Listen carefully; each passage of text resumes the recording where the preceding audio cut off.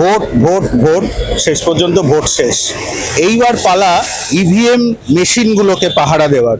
এই ভোট শেষ আর ইভিএম পাহারা দেওয়া, এর মাঝখানে প্রার্থীরা কি করছেন? প্রার্থীরা কি একটু রিল্যাক্সড, নাকি আগামীর প্রস্তুতি নেওয়া ইতিমধ্যেই শুরু করে দিয়েছে? আসুন আমরা জেনে নিই কয়েকজন প্রার্থীর কাছ থেকে কিভাবে কাটছে তাদের এই সময়গুলো। একটা টেনশন তো অলওয়েজ রয়ে যায়, রিল্যাক্সেশনের জায়গা নেই। 4 তারিখ রেজাল্ট বেরোবার পরে যাই রেজাল্ট বেরোবে, তারপরে সার্টিফিকেট হবে, তারপর যা মানে রিল্যাক্স বলুন, রেস্ট বলো, যাই বলো, সব তারপর। সেই ধরনের আর শারীরিক পরিশ্রম নেই, কিন্তু মানসিক একটা উদ্বেগ আছে।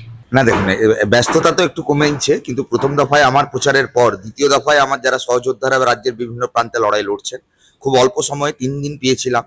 সেই 3 দিন বিশেষ করে কলকাতার নিকটবর্তী এলাকাগুলোতে, সেখানে তাদের আন্দোলন লড়াইয়ের পাশে দাঁড়ানো আমার একার তো কোনো বক্তব্যের বিষয় নয়। মানে মূলত তাদের আন্দোলন, তাদের নির্বাচনী সংগ্রাম, তাতে একটু অংশীদার হওয়া, কিছু জায়গায় জনমতকে সংগঠিত করবার ক্ষেত্রে আমার ক্ষুদ্র ভূমিকায় অংশগ্রহণ করা, পার্টি যেভাবে কর্মসূচি দিয়েছে সেই কর্মসূচি অনুযায়ী অংশগ্রহণ। তারপর 29 তারিখের ভোটও মিটে গেছে।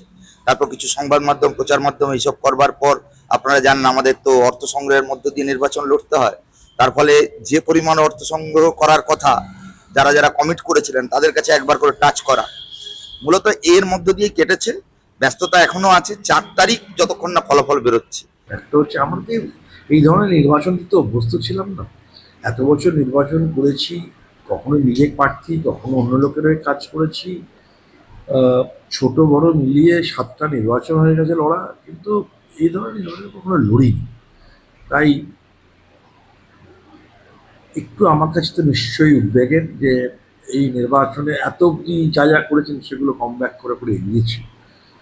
নির্বাচনের কাউন্টিংয়ে কি হবে, সাধারণ যে ইউজুয়াল প্রসেসে কাউন্টিং হয় তাতে কোনো অসুবিধা নেই। সেখানে আবার আনসিন কোনো প্রবলেম পাবো কিনা এখন তো বুঝতে পারছি। সেগুলোই সমস্যা, আর কিছুই নেই। 4 তারিখে আপনাকে পাওয়া যাবে তো, নাকি দুঃখিত হয়ে বিমর্ষ হয়ে বাড়িতে বসে থাকবেন? না না না, 21-এ আমার মনে হয় আজকের দিন 2 মে, 21-এ মনে হয় আজকের দিনে ফলাফল বেরিয়েছিল। যখন ফলাফল বেরিয়েছিল গোটা রাজ্যে বামপন্থীরা শূন্য হয়েছিল। এক ঝাঁক কম বয়সী ছেলে মেয়ে যারা কাউন্টিং এজেন্ট হয়ে পরাজিত হয়ে ফিরে যাচ্ছিল, ফিরে যাওয়ার পথে কোভিড পেশেন্টের যদি প্রয়োজন হয়েছিল অক্সিজেন সিলিন্ডার নিয়ে পৌঁছে যাচ্ছিল। আড়ালে এই ছবি ভাইরাল হয়েছিল সংবাদ মাধ্যমে। কিন্তু আমাদের কমরেডরা কিন্তু পরাজিত হওয়ার পর দুঃখিত হয়ে পালিয়ে যায়নি।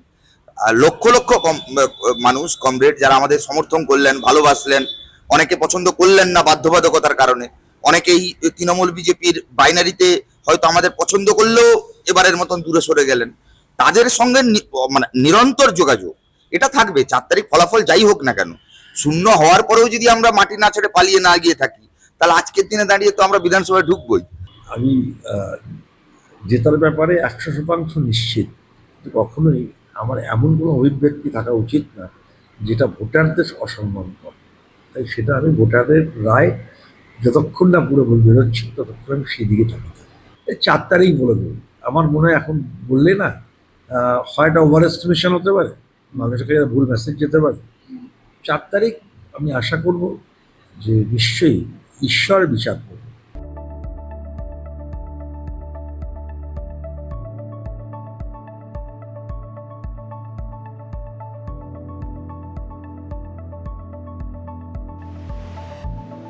ফলো করুন বর্তমান।